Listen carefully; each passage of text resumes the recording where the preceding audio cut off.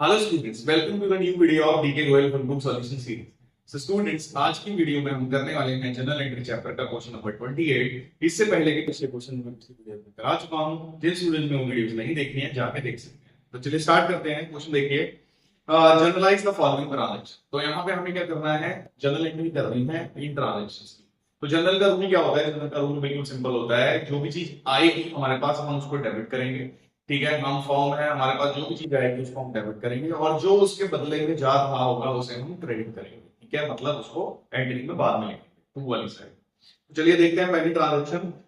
अप्रैल 1 को purchase goods for 1 lakh from Manoj and avail the discount of 10%। हमने क्या किया है, मनोज से 10,000 रुपए का सामान खरीदा और उसने हमें 10,000 का डिस्काउंट दे दिया। ठीक है, कब एंट्री हुई है? अप्रैल में। तो हम पहले क्या लिखेंगे, हम यहाँ पे डालेंगे डेट। डेट लिखेंगे 2023। अप्रैल कॉमन है तो अप्रैल लिख लेंगे, फिर फर्स्ट लिखेंगे। अब हमने सामान कितने का खरीदा है? 1 लाख रुपए का, और यहाँ पे 10,000 रुपए उसने कम लिए हैं, 10,000 का हमें डिस्काउंट दिया है। तो देखो यहाँ पे ये कोई कैश डिस्काउंट नहीं है, ये नॉर्मल डिस्काउंट है। तो it means this is a trade discount. और ट्रेड डिस्काउंट का रूल क्या होता है? ट्रेड डिस्काउंट को हम कहीं पर भी मेंशन नहीं करते हैं। इट मींस 1 लाख में से 10,000 को माइनस कर दो, कितना बचा? 90,000। तो 90,000 की हम परचेज की एंट्री कर देंगे। अब देखो क्या हुआ, सामान खरीदा है तो हमारे पास सामान आया, तो इट मींस हमारे पास सामान आ रहा है। सामान को हम क्या लिखते हैं? लिखते हैं परचेज। इट मींस हमारी एंट्री क्या होगी? Purchase account debit to. इसके बदले में क्या ले आएगा? इसके बदले में हमने पैसा अभी नहीं दिया है, हमने उधार सामान खरीदा है। तो उधार में उसका नाम आएगा दूसरी तरफ, तो उसका नाम है मनोज। मनोज अकाउंट उसके नाम के बाद आता है। अमाउंट हमने निकाली, कितनी आई? 90,000 90,000। ठीक है, अब देखते हैं नेक्स्ट एंट्री। नेक्स्ट एंट्री देखो, सेकंड को paid amount due to Manoj by cheque and avail the discount of 4500। अब देखो हमने उसको पैसा दिया और 4500 का डिस्काउंट ले लिया। अब ये जो डिस्काउंट है ये हमारा कैश डिस्काउंट है और इसको हम रिकॉर्ड करते हैं बुक्स के अंदर। ठीक है, किस डेट को दिया है? सेकंड डेट को।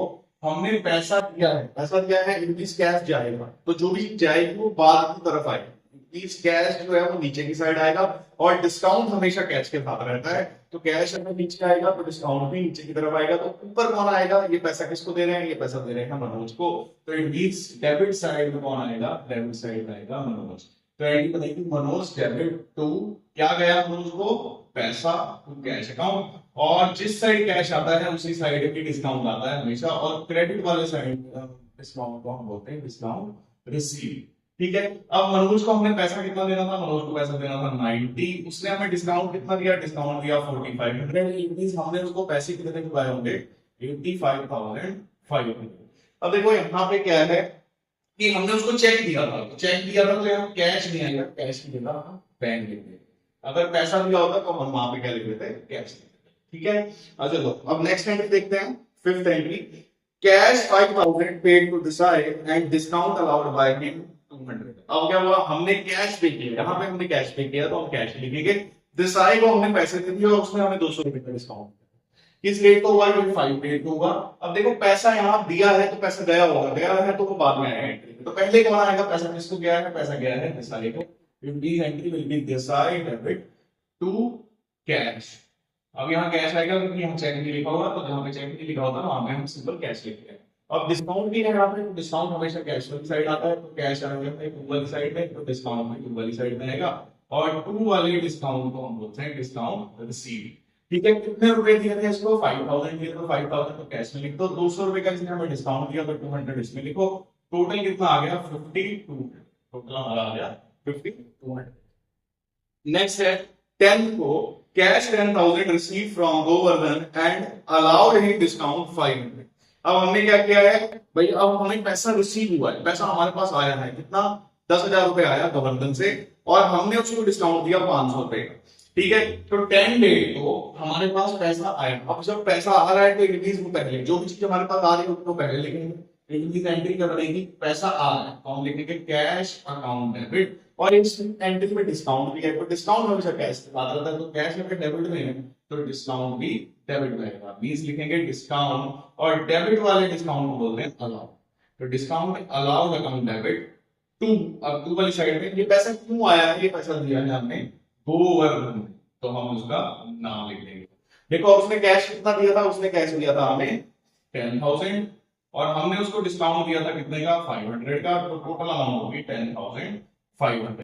ठीक है, नेक्स्ट देखते हैं 12 को। Sold personal car of the proprietor for 80,000 against cheque which was deposited in firm's bank account. बोल रहा है कि प्रोप्राइटर की जो घर पे उसकी कार थी, एक पर्सनल कार थी, वो बेच दी और पैसा उससे चेक से बेची और वो पैसा सारा फर्म के अकाउंट में जमा करा दिया। फर्म मतलब हमारा, हम होते हैं फर्म हमेशा, तो हमारे अकाउंट में आके पैसा जमा हो गया। तो देखो इट मींस क्या हुआ कि मालिक ने हमको और पैसा दे दिया, जितना पैसा पहले दे रखा था उससे एक्स्ट्रा दे दिया, तो इसे बोलते हैं एडिशनल कैपिटल या इसको बोलते हैं फ्रेश कैपिटल।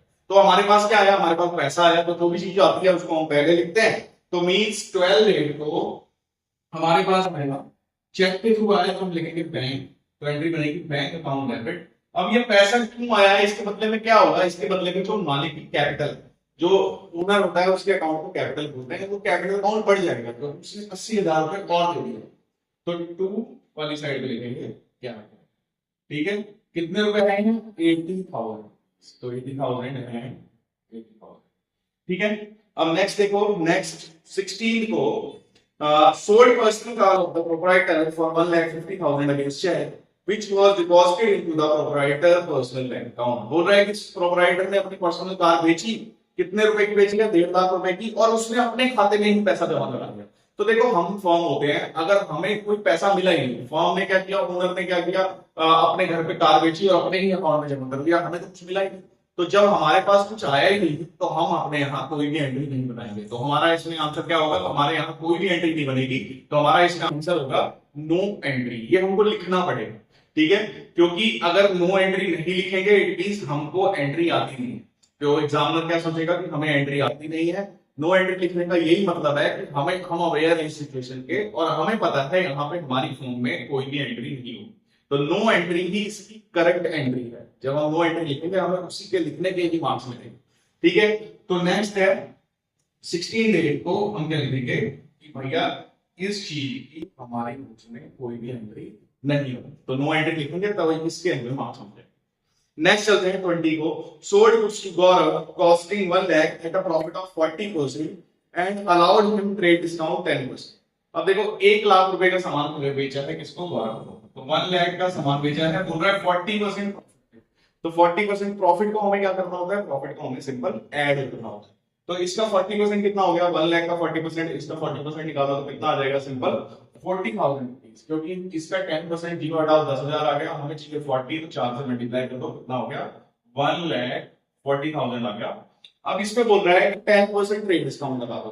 ट्रेड डिस्काउंट क्या करना होता है, हमें माइनस करना होता है, तो ट्रेड डिस्काउंट को हम माइनस करेंगे, इसका 10% है तो जीरो छुपाओ, कितना आ गया 14,000। कितने पैसे बने, 1,26,000। टोटल अमाउंट बनी हमारी 1,26,000। अब आगे आगे में क्या बोल रहा है, and paid for cartage 3,000 not to be charged from him।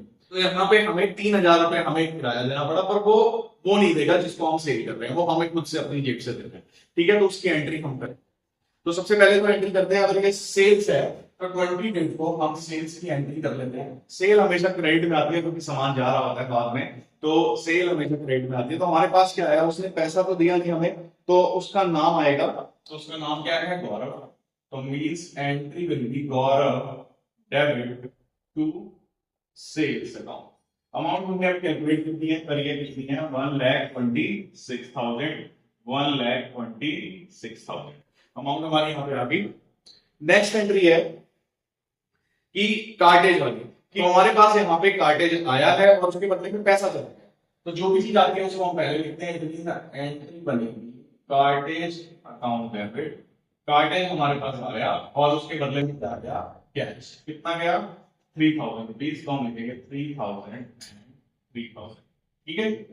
अब उसके बाद next last entry, placed an order with Rudra and Company for supply of goods of 80,000 and check of 40% amount is sent to him as advance। Rudra and company से हमने सामान खरीदने के लिए कोई ऑर्डर दिया, 80,000 का सामान था, हमने उसको 40% एडवांस दे दिया, तो 40% कितना हुआ, 80,000 का 40%, 8 4 30, मतलब 32,000 रुपए यहाँ पे क्या हो गया, हमारा एडवांस हो गया जो हमने ऑर्डर के लिए दिया है। अब इसकी एंट्री क्या बनेगी, हमारे पास से देखो पैसा चला गया, पैसा गया है चेक के थ्रू, मींस नीचे की साइड आएगा, बैंक आएगा, बाद नीचे वाली साइड आएगा, ऊपर की साइड कौन आएगा, पैसा किसको जा रहा है, रुद्रा एंड कंपनी। तो हम इसकी डेट में लिखेंगे 24 डेट को Rudra and company debit to bank account. कितने रुपए गए हैं यहाँ पे, 32,000, तो आएगा 32,000। ठीक है, सो आई होप आपको ये क्वेश्चन अच्छे से समझ आया होगा। मिलते हैं नेक्स्ट वीडियो में इस चैप्टर के नेक्स्ट क्वेश्चन के साथ।